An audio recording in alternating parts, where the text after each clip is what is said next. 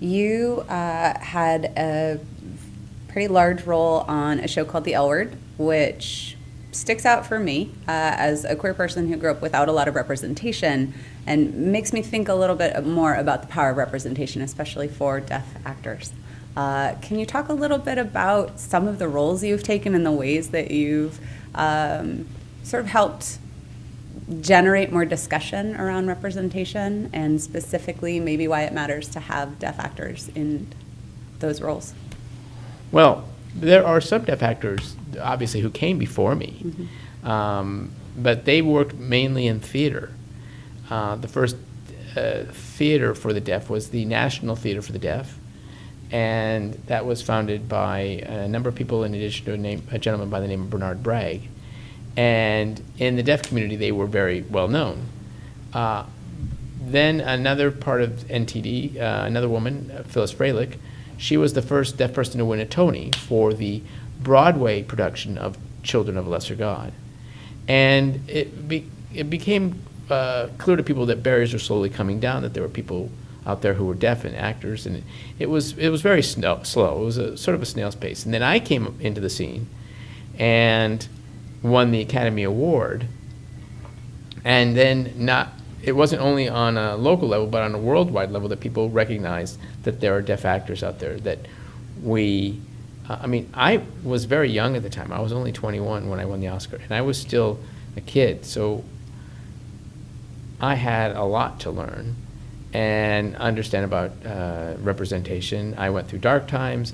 I went through a process of rehabilitation. I had to overcome those issues, and a lot of people thought that I was the only one who should represent deaf people. And I could say that I want to in my own particular way as an actor, but I don't think I should represent all deaf people. I could speak on behalf of what I see as people, but I think it takes all of us, so that representation has to go beyond just me.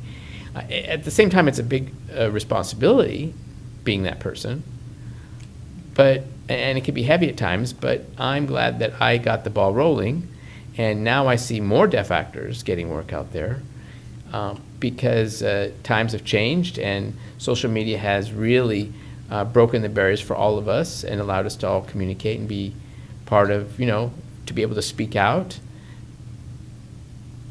And most people now see us like, oh, okay, they're not deaf people, they're people who just happen to be deaf. But I think we still have a long journey to go through. In the same way as it is with the queer community, yeah. It's the same thing.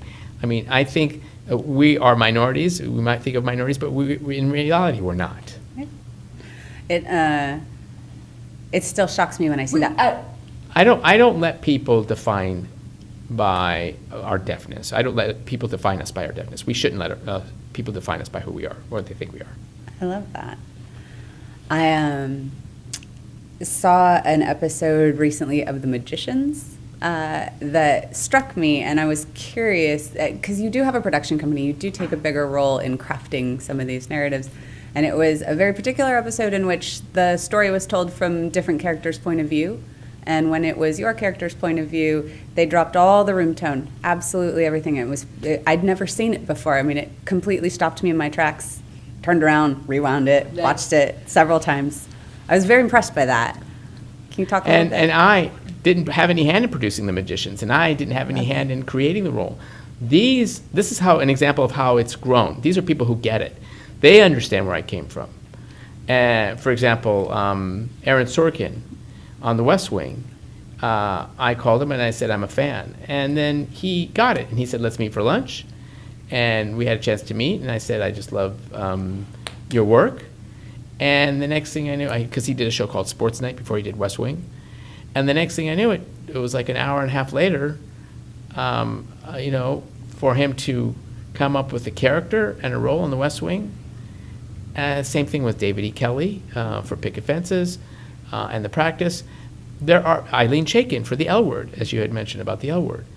A lot of times, people develop roles specifically for me, and sometimes the roles are developed for a hearing actor and don't have me in mind, but when my agent or Jack, who runs my production company, would mention, what about Marlee Matlin, then suddenly they see the script in a different light and they go, oh, that makes sense. We could work it that way.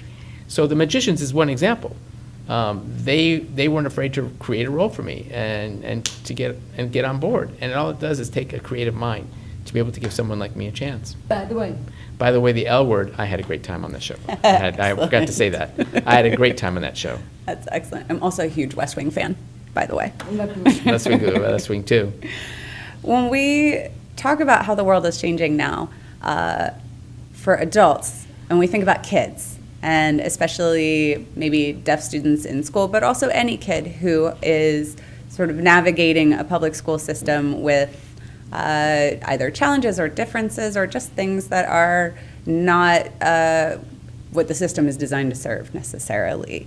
What advice do you have for teachers, administrators, the people who make that system run to help really serve all of those kids?